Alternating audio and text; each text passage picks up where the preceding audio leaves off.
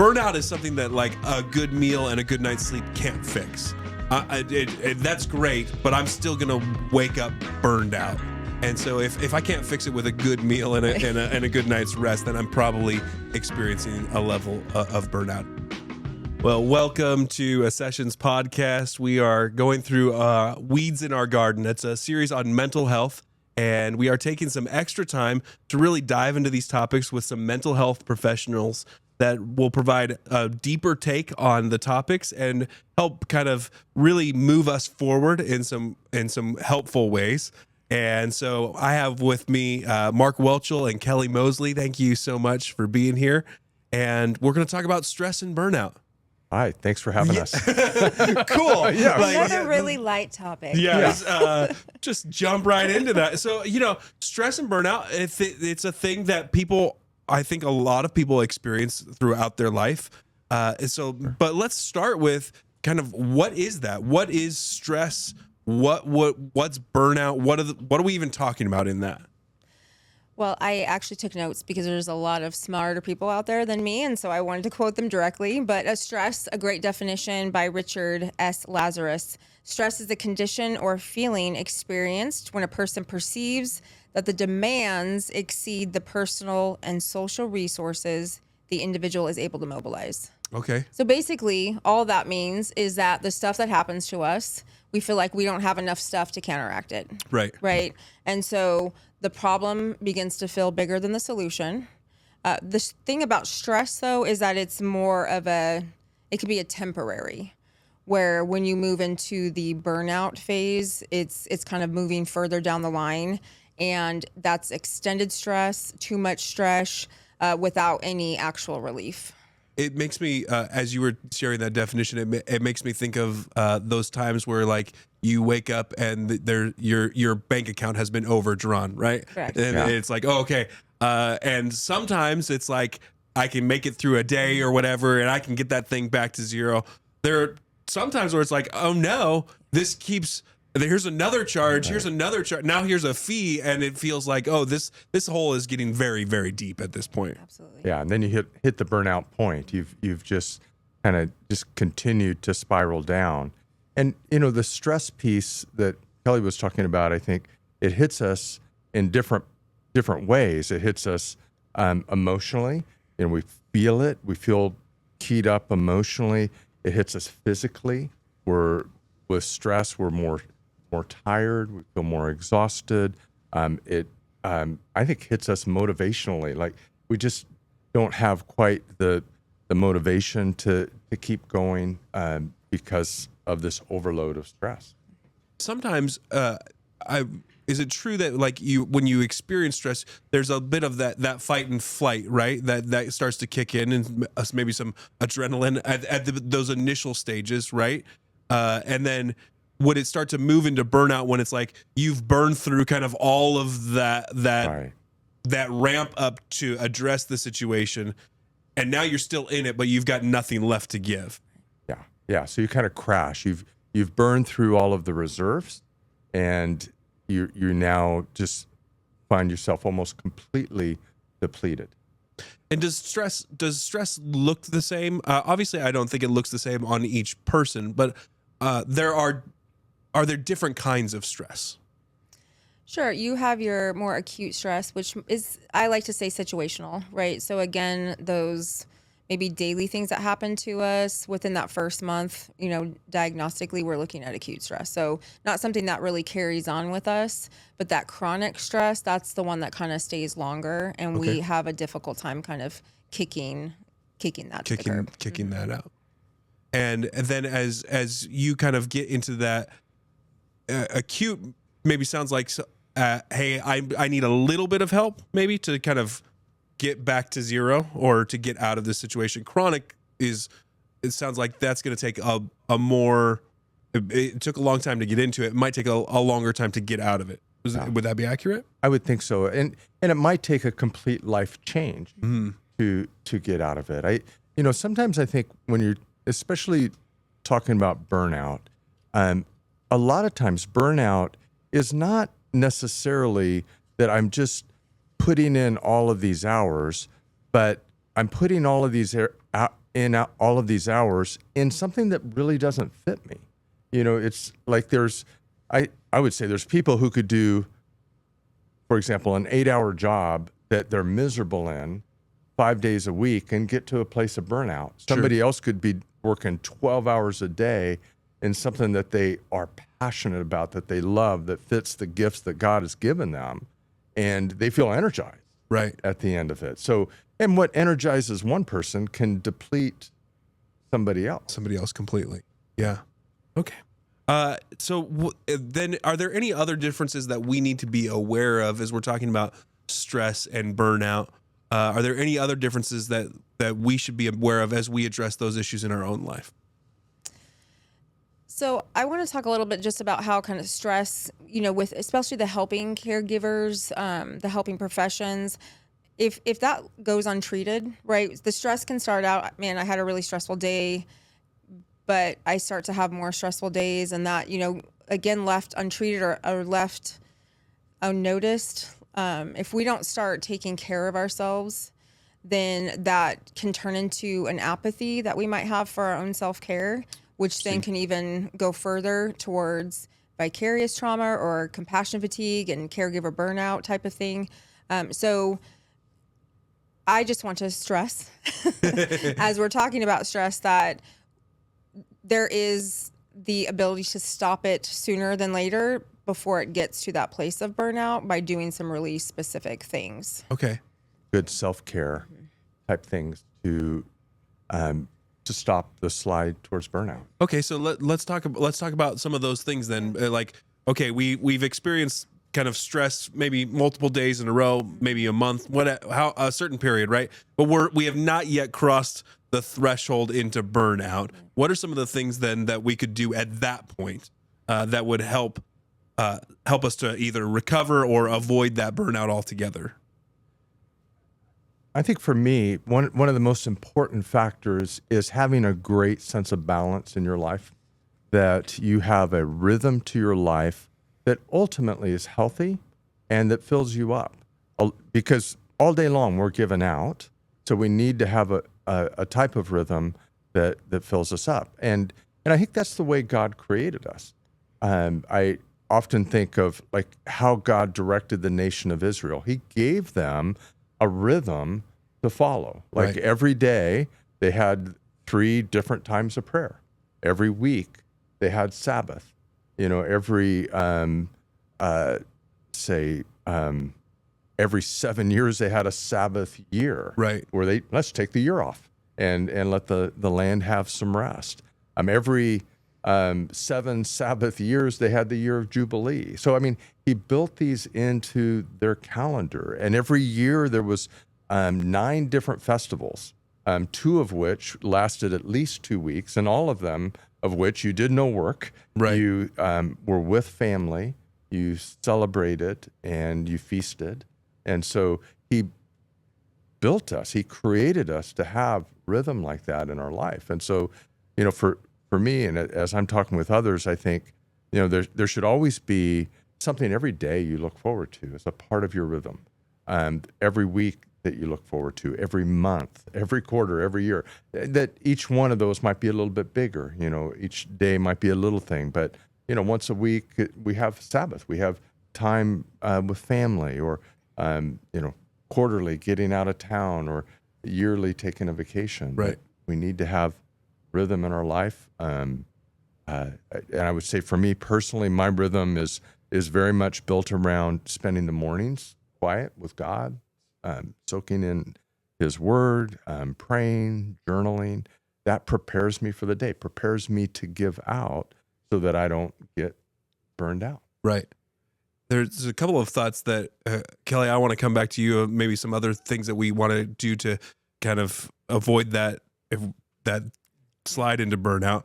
But in that, there were a couple of thoughts that I thought, like, one of the ways that we could maybe identify, man, have I been in a season of stress, would be to look back at our calendar or try to recreate our calendar, right? And be just like, evaluate, like, I've been doing nothing fun. I have not enjoyed anything for 3-4 weeks now. That would be a sign, like, okay, but maybe I can fix that, right? And so Yeah. it also made me laugh as for some people the stress is family, so maybe not all, but for some people. And then one of the things that I don't know if this is true for everybody, but one of the things that I noticed in Las Vegas was I did find that there's a certain level of stress in just living in the Las Vegas Valley that I didn't experience when I was living other places. And so I found that in order for me to stay in Las Vegas, I needed to get out of the valley about once a quarter. And sometimes that meant I got to drive to like St. George. And sometimes that just meant I had to drive up to Mount Charleston. I just needed to get out. I don't know if it's the heat or what is happening, but I just felt like, I needed a rhythm to kind of get out of that just for a little bit. Yeah. That helped reset my life sometimes. Yeah, I think so. And I think for different people, it's different places. Like for some people, it's the ocean. For others, it's the mountains. For others, it might be the desert. Just getting to a wide open space that is just a place that feels replenishing to them instead of depleting. Yeah. Kelli, were there any other things that you thought, man, yes, these are some things as have experienced stress, you haven't passed into burnout. Here's some things that you could do to help avoid that. Absolutely. I think the theme really is about refilling your tank, right? And so whatever that is for you. So I work within the responder community, and there's almost a sense of pride that comes with we just do, and we don't stop, right? There's this dialogue of, I used to, and we have this whole checklist of things. I used to do that before I started working shifts, and I, had to work mandated overtime and all these things. The truth is that we need those used tos, right? And so finding ways to find the used tos and making them become something that we actually are doing on a regular basis. Right. One of the biggest things is just, again, regulating our routine, sleeping, eating patterns, drinking water. Talk about the desert, right? We need water to survive out here, and our body really can shut down on that dehydration level. So that's one of the most amazing things. You can, yoga, meditation. It's okay to reach out to our medical side of the world as well. I think sometimes 101 in therapy is really ensuring that we've looked at that medical side as well. And so whether that's vitamins and supplements, or speaking with your, physician to talk about, is there a need for medication? Having that conversation, because there are specialists and professionals for a reason in all types of areas. The other thing is, we talk about taking vacation.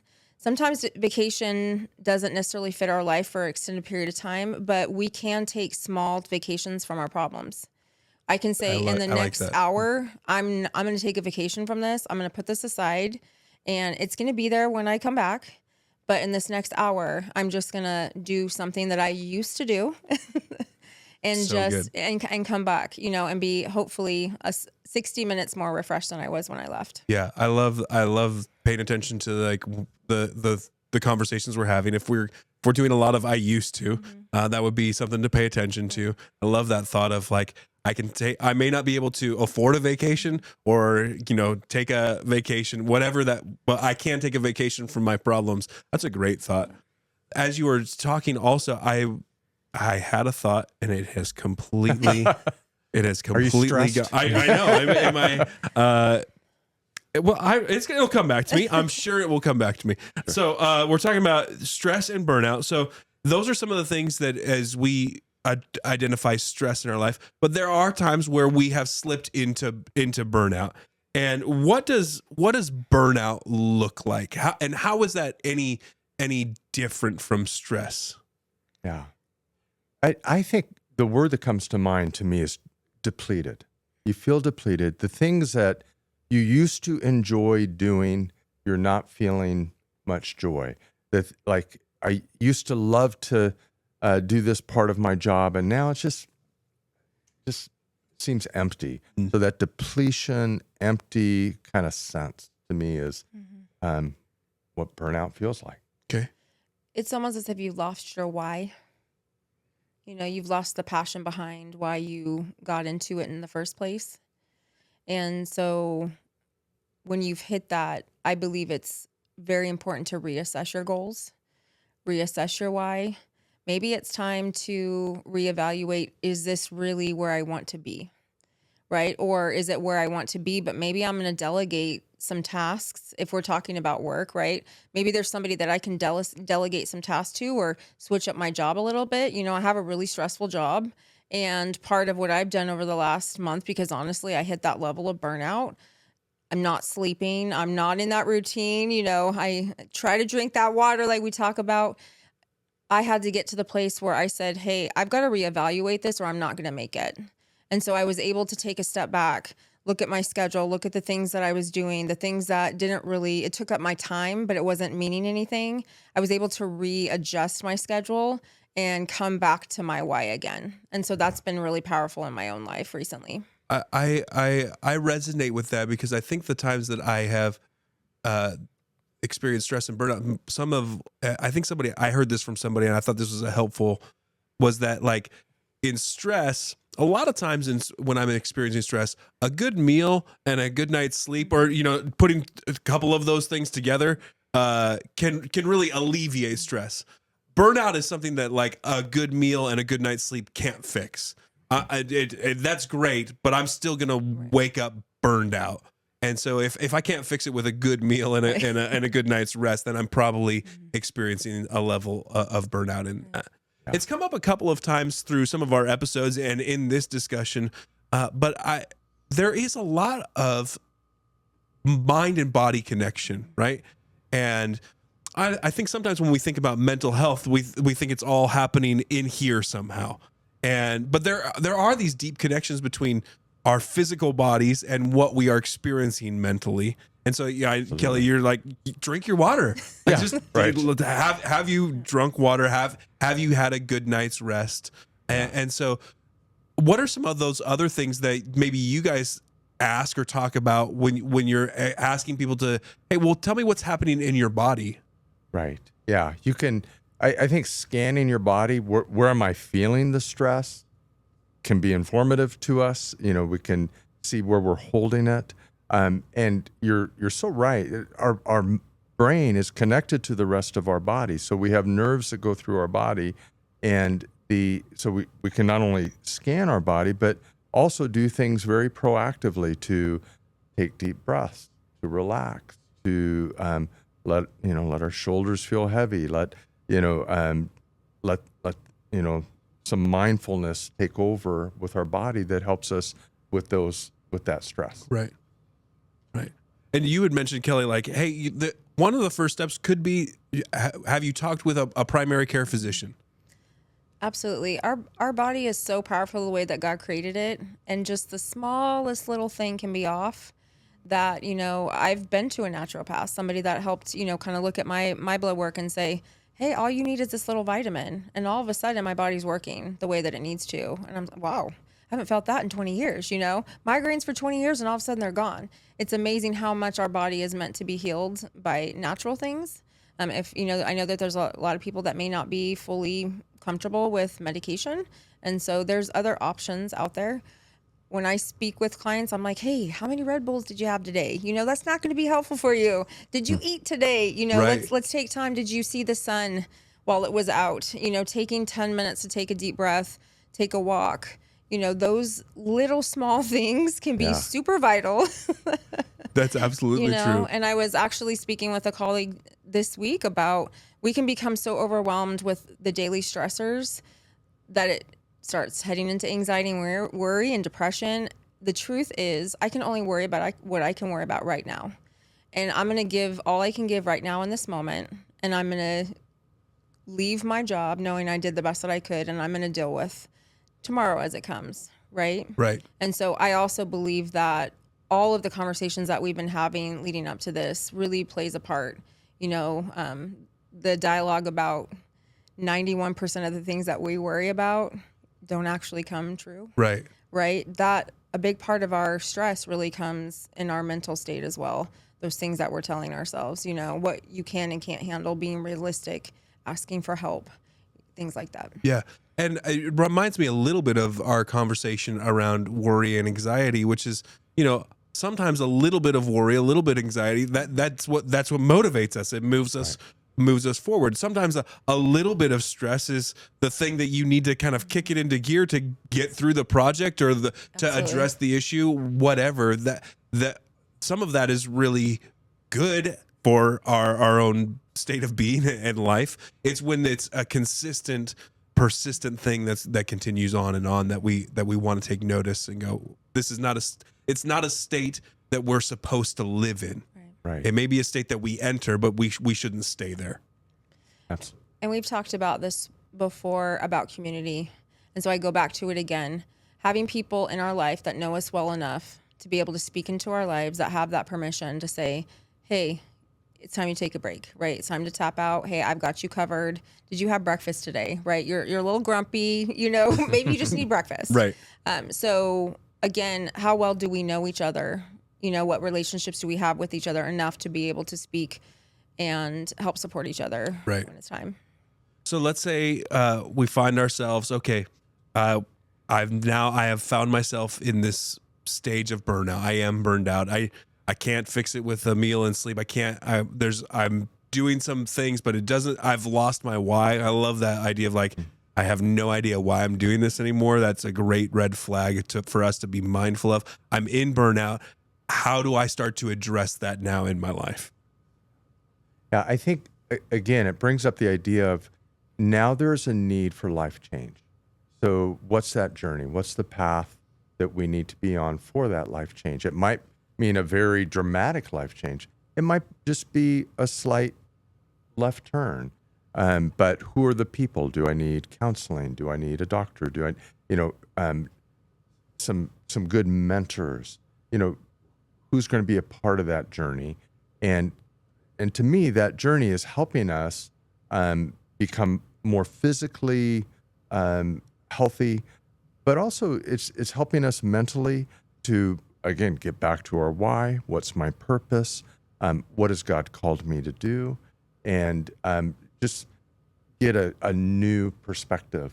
Perspective is so important to avoid burnout, to get out of burnout. Like, I think of in my own profession now as a counselor that, my perspective as people come in to my office is, number one, this person is created by God. They are loved by God. God is working in their life. I'm one part of it. He's called me to be a part of their journey in this particular place in their life. But that's perspective. I'm not coming in thinking, oh my goodness, everything's on my shoulders. And, it's so for all of us, whatever it is that we're doing, we need to see the bigger picture. Where's God in this? And that helps us from burnout by getting clarity in our vision. Again, the Bible says without vision, people perish. Right. People get to burnout. Vision helps us to clarify where we're heading, God's part in it, and get our why back. Right. Yeah. Is there anything you wanted to add to that? Yeah, as Mark is speaking, I'm thinking of the word intentional, right? We have to be very intentional to bring ourselves back from that. And one thing that I really love, Amy Morgan is the founder of Academy Hour, which really focuses on the work in the responder community. You can tell that that's kind of my lane. Yeah, that's great. One thing that I really appreciate working with clients is intentionally looking at schedules ahead of time. When you're in that burnout stage, I don't know if you've come home after a really late, long day at work and wife or husband or partner says, what do you want for dinner? And you're like, oh my gosh, I just want you to decide. Right. When we're in that state of stress and burnout, we don't have the capability to kind of really think long term. And so one thing is intentionally creating, what is our next week going to look like? So she talks about adding one thing that's going to bring joy to us, eliminating one thing that's not helpful, it's stressful, like let's get it off our plate. Deciding what's one thing I'm going to keep that's actually helping me, right? Reducing something. Never again do. Creating a list of that. Increasing something, and then creating a list of always do. Wow. So that's very powerful in the work that I do with the clients that I work with, because that's, again, something tangible. They can look at their schedule and say, how I'm going to do this one thing on this day, and it becomes less overburdening. I don't even know if that's a word. Is that a word? It's a good It works for this. Just kind of take it piece by piece. As you're talking, it's interesting. You said, and thinking about it, in burnout, you kind of lose the ability to long-term plan or to long-term think. And whether that's us trying to address it in our own life, or maybe we're walking along someone who's going with that. Well, that's a really, for someone who's walking along that's an easy gift to give. Like, let me sit down and help you. Let's look at the next week so it doesn't feel as bad. That's an easy step for us to come alongside someone and really be able to take and be intentional in that. So that's really helpful. What do you want for dinner? Ask it at 7:30 in the morning before they leave. or pick up their favorite dinner. There's something that we can do in there and carry our burdens together in that. Well, thank you so much for this conversation around stress and burnout. I hope this has been helpful for you as we've dived in a little bit deeper to this topic. And we want to make sure that you have some ongoing resources. And so if you go to thecrossinglv.com/mental health, you'll find a whole bunch of resources, previous episodes of this podcast, previous talks, referral list for Count Music. There's all kinds of things there because we want to make sure that we are going through this journey together. It's not just something we're talking about on a Sunday and then leaving you on your own, that we get to walk alongside one another. And this is part of that. So thanks so much for joining us for this episode. And we hope you have a great week.